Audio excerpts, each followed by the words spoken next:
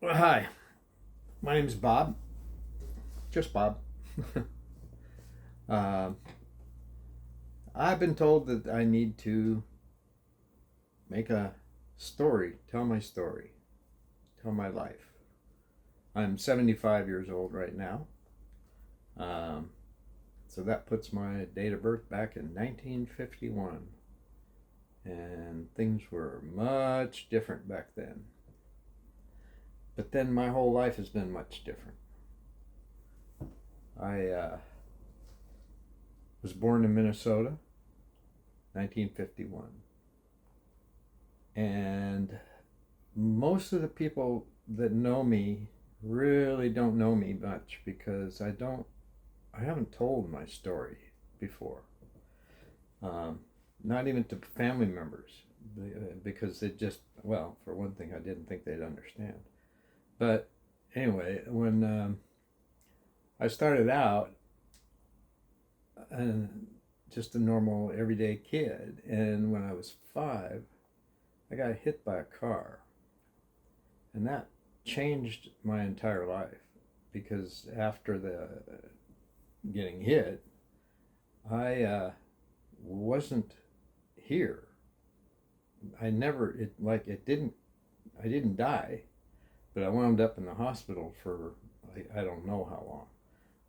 I was in a cast from my armpits down to my toes. Actually, it went up over my shoulders even, and in traction, and I had several surgeries to do repair work, plus a real long time of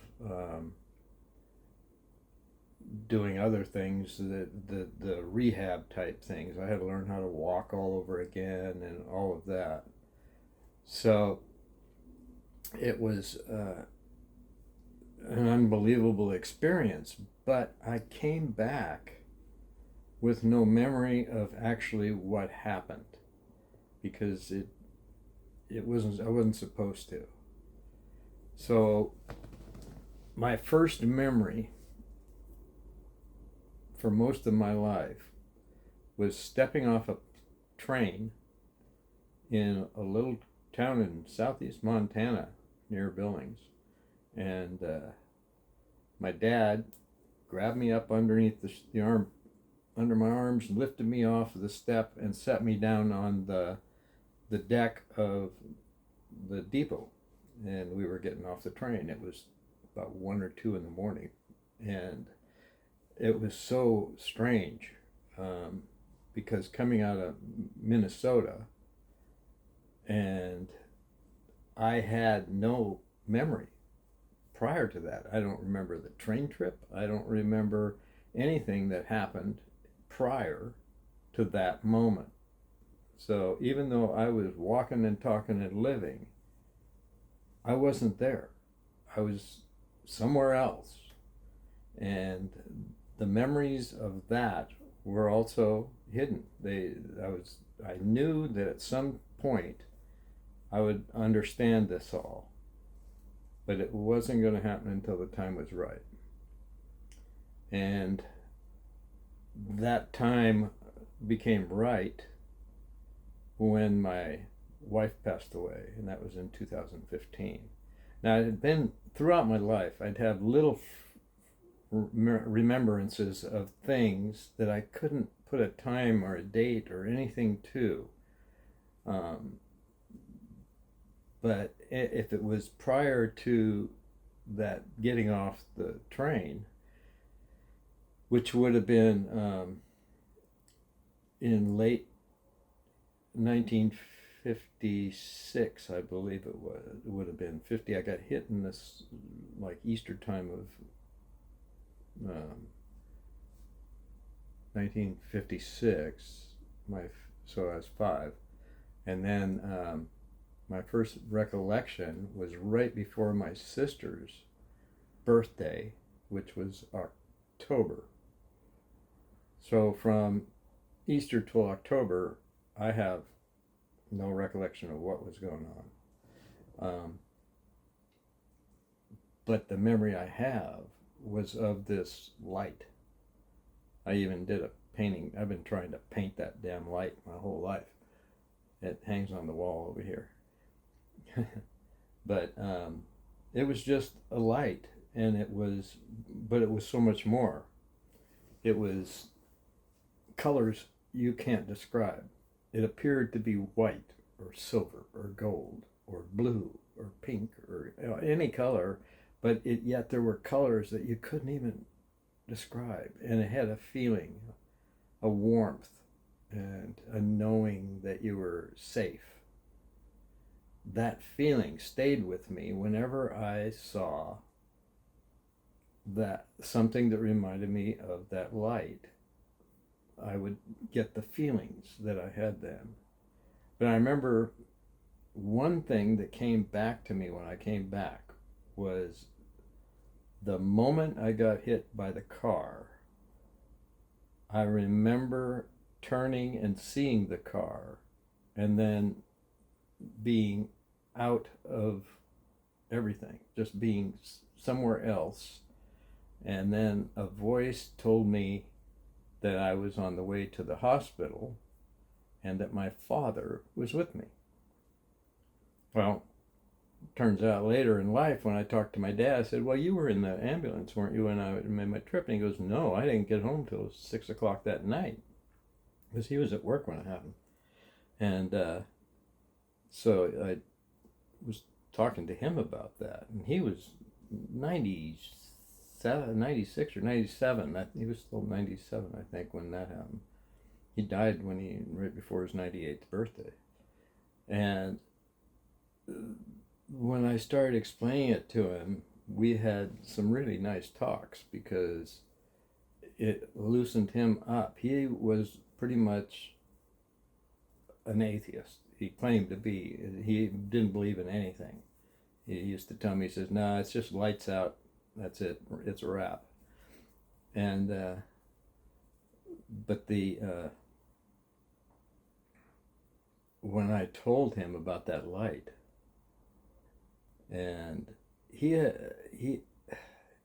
knew more than he thought he knew, because he had had some life experiences of his own, that when we started talking, I could see him changing a little bit.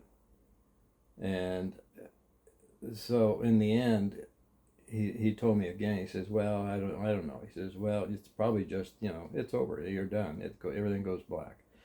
And I went, oh, okay. But I told him, I said, I think you're going to be in for a surprise. And the way he checked out in the end told me he did, because the night before I called him and he didn't want to talk, and he said goodbye in a way that made me feel like he had no intention of waking up in the morning.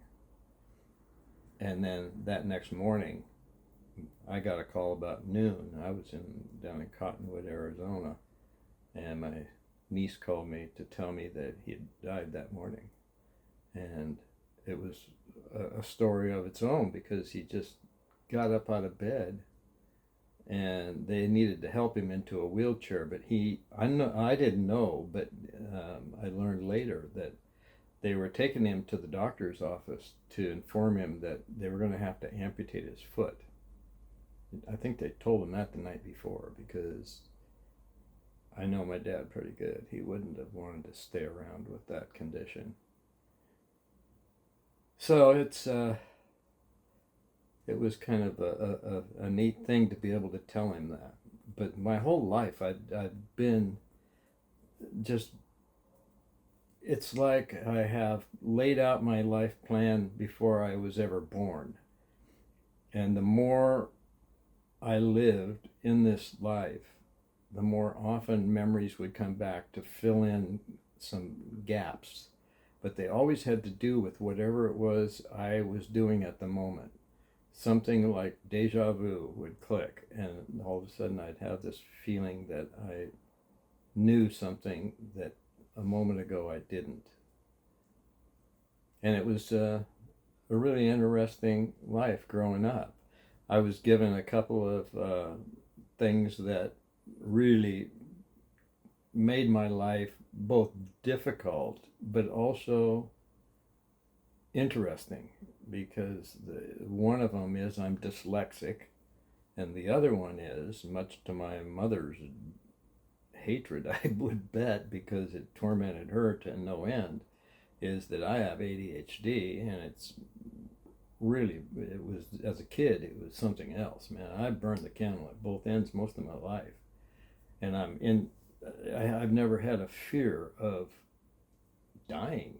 Um, yeah, I mean, we'd go up and jump off of roofs, and uh, we.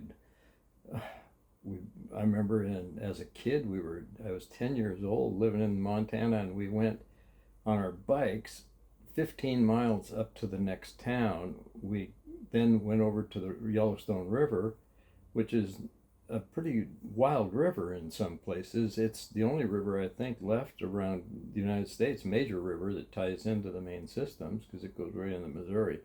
But it's the only river that doesn't have any dams on it or any kind of, it's natural still, coming out of Yellowstone Park and right down across the south part of the state.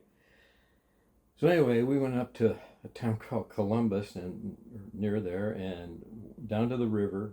We found a bunch of logs, tied them together, made a raft, tied our bikes on the raft, pushed it in the river, and we floated the 15 miles back down to town where we lived. And anything we could do to play Lewis and Clark as a kid, or play any of the outlaws. We had Boot Hill outside of town, and we'd go up there and look at those headstones and read the things about 1800s, 1880s and stuff, where they're hung by the Vigilance Committee for whatever, and no name. They didn't know who he was. He was shot before they even knew him. People, yeah, it was a wild town. It was a cattle town, and it was a railroad town, and it was also there's a huge oil refinery in Laurel that at night looked like a battleship sitting out on the prairie. It was really impressive because it was all lit up at night and smelled like rotten eggs all the time. But that was fun. That was the part of growing up. That childhood in Montana was something most kids missed out on. That was an experience, and I could. We went down. We'd go to Custer Battlefield like other people. Would go to the park, and back then it wasn't built up the way it is now, and you could walk all around it. And we found artifacts, arrowheads. We found parts of rifles and guns. We found bullets and brass and other things. I had one kid when we were there one time on our bikes. He found an old rusted out sword and took it back home with him again. And the whole way we were riding home, he was waving that thing around, but it had been broken and all rusted up. But yeah, it was just a neat place to be. It had a history that was just built for a kid. Yeah, it was a good time to be there. And then after that, we moved to, my dad got transferred to Washington State, and that's where I live now still. But yeah, I got there and started junior high, and then finished high school there. And then I went in the Navy and spent 2 years over in Vietnam and 2 years on the East Coast in the Mediterranean on two different aircraft carriers, the Roosevelt and the Coral Sea. Worked with some really great guys, and I worked in a job that most people just have no idea about, and there's no way to describe it. But it was, nobody wanted to go to war in Vietnam, but the guy in the Navy, you volunteered. But most of us volunteered because we didn't want to get drafted.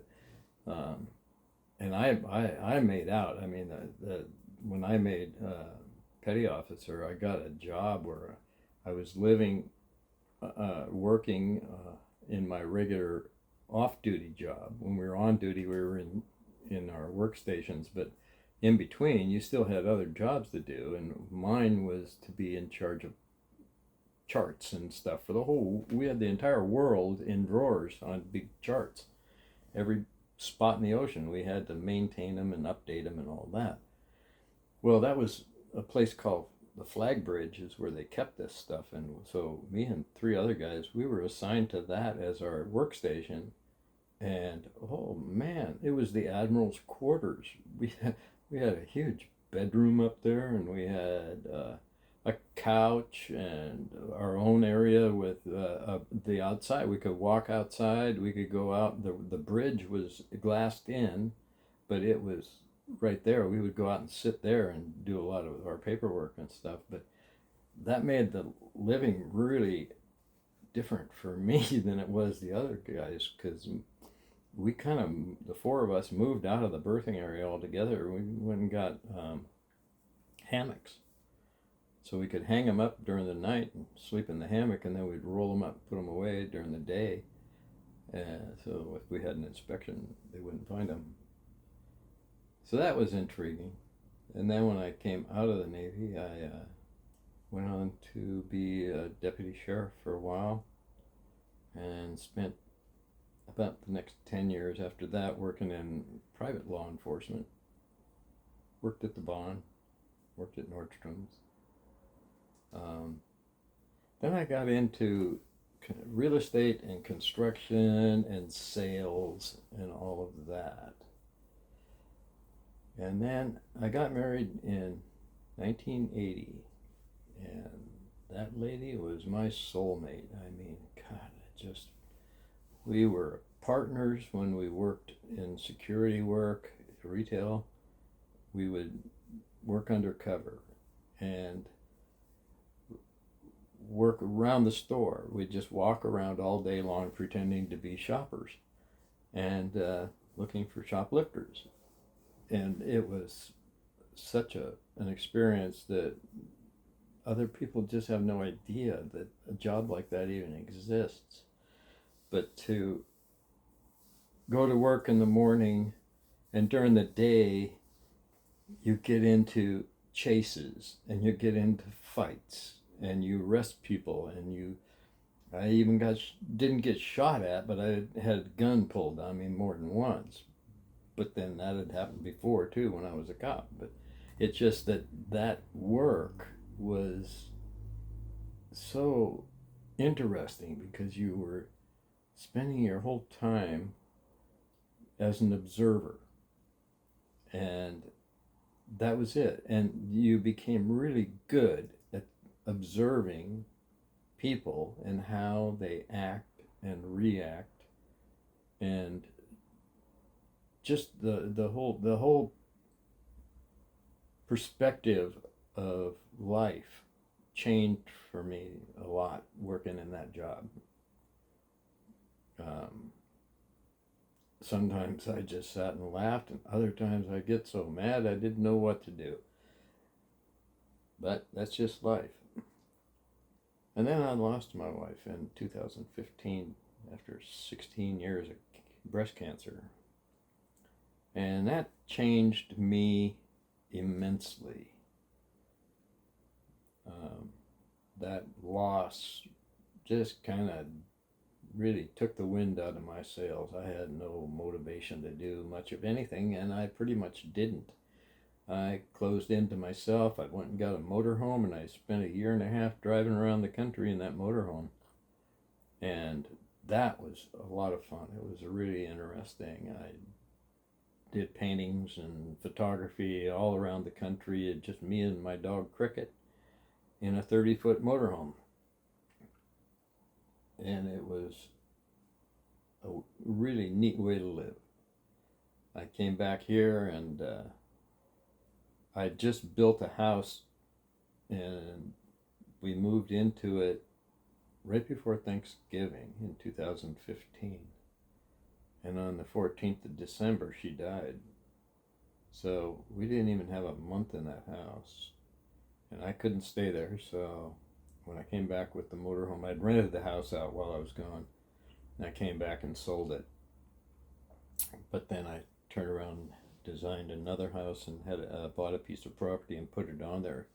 So now I have my little tiny home, 400 square foot, that I designed, sitting on a piece of property, and it comes with, and I can see, I have a view of the ocean, the Puget Sound, and I also have a beach. There's 32 of us in the neighborhood that co-own that beach. So life is really good here, and I can spend my days painting, and that's what I do now. And I started doing selling my originals. I have a dear friend that has turned her house into a gallery, and she's just wonderful, and she does such a good job, and she's been helping me a lot with that. And I have I photograph the originals and then make prints, and I have a gallery up online, and then I'm also selling on eBay. It's just starting, and it's pretty slow going still, but that's okay. It's just something to do. It's not like I'm not really pushing it that hard, but trying to learn this whole life of online stuff is really difficult for me, especially now as I get older.